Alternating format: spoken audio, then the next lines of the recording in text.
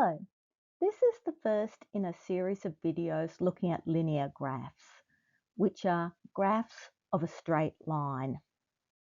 Now, this is a topic which students usually start with at about grade 5 or 6, and then every year after that, they will have a chapter of work on that topic. They will go over the skills from previous years and they will extend it. They will learn new skills and do harder problems. So it's really important that they have a strong foundation because they're going to need that for the later years. Now, there are several different ways which you can approach straight line graphs, and you'll find that some students will prefer one way over another. It doesn't matter which way they do some of these problems, just as long as they understand what they are doing and how to solve the problems. So we're going to start by just learning some of the language. This is a coordinate plane. It's also sometimes called a Cartesian plane, named after the mathematician and philosopher René Descartes, who was the one who said, "I think, therefore I am." Along the bottom, the horizontal, we have our x-axis, and here we have the y. I will usually draw my x's and y's so that the x looks low and flat like this. It gives you that vision of the horizontal. My y, long and skinny, so you go, that's the vertical there. Now, we just looked at a section of the coordinate plane, this part here, which is all positive. But we can extend it out this way, negative in the x direction and negative in the y direction here. So we can have what they describe as 4 quadrants, basically 4 quarters. So here we have positive x and a positive y. In this quadrant here, the x is negative, but the y is positive, because you can see that any point in here, its x value is negative, but its y value is positive. This quadrant here, both the x and the y's are negative. And this one here, we've got a positive x and a negative y. So for example, if we look at this point here, its x value is 2 and its y value is negative 2. So the first skills that kids need is identifying the x and the y axes. Notice that we say axes for the plural and it's axis, like A-X-I-S, if we've just got one of them. So we need to know that it's our x here and y here. Then they need to get practice at locating points when given the coordinates and then finding the coordinates of a point.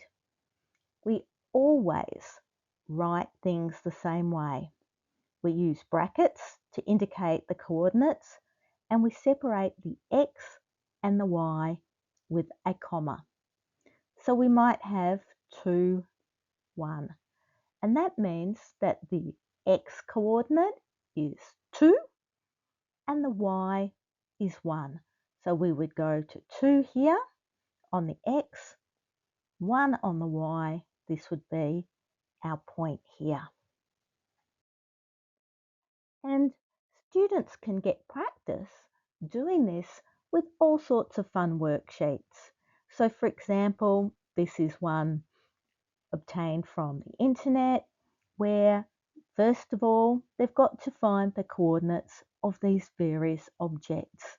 So we have, for example, an apple We find it's down here. We find its x-coordinate is a -3. The y-coordinate is also -3. And we have to write it in brackets separated by a comma. The second part of this sheet, they have to have the coordinates and then find the point from that. So for example, here we have 3 and 4. So the x is 3 here, the y is 4, and we go and find the point here, which is, I think, the ice cream. From there, we start looking at our graphs. We use the word linear. It means a straight line. The simplest linear graph we can have is a straight line going through here, which is y is equal to x. And then we play around with that, which we will talk about in the next video.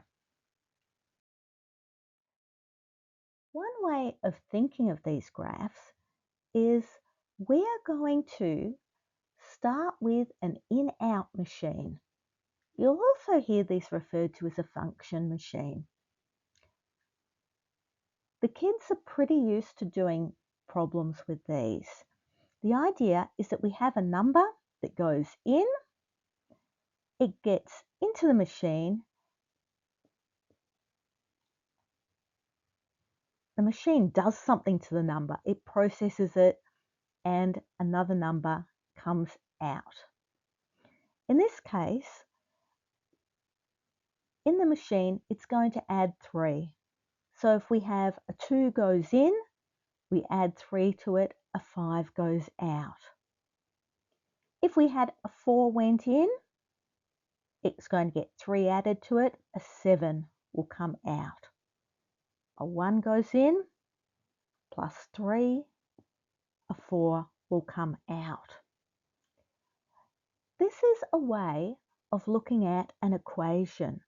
Y, our output, is equal to x, our input, plus 3.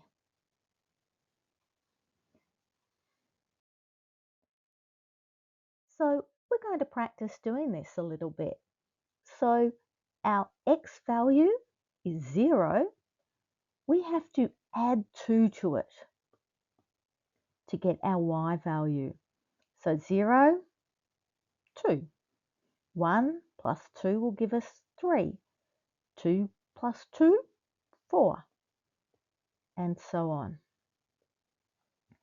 And what we are getting here is a series of coordinates where we have an x value and a y value. Our x here is 0, our y is 2. The next point we've got, our x is 1, our y is 3, and so on. Let's look at the next question. Y equals 2x, which is our shorthand way of saying 2 times x. So whatever x is, we have to multiply it by 2. X is 0, y is going to be 0. X is 1, y is 2. X is 2, y is 4. And so on here. Our third example we've got here, we've got to do 2 steps to get our y value. We have to multiply our x by 3 and then take away 1. So if x is 0, 3 times 0 is 0, minus 1, we'll get minus 1. X is 1, we'll multiply it by 3. So we've got 3, we'll take away 1. We've got 2. X is 2, we'll multiply it by 3. So we've got 6. Take away 1, 5.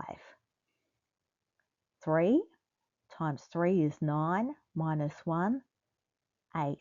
And you can see that each of our numbers is going up by 3 each time. Now, a graph is a way of showing our function, our in-out machine. It's making a picture out of this. So for example, here, y equals x minus 3. So if x is 0, y is minus 3, minus 2, minus 1, 0, 1, 2. And what we're going to do is we're going to graph each of those points. 0 for x, minus 3 for y. 1 for x, minus 2 for y. 2 for x, minus 1 for y. 3 for x, 0 for y.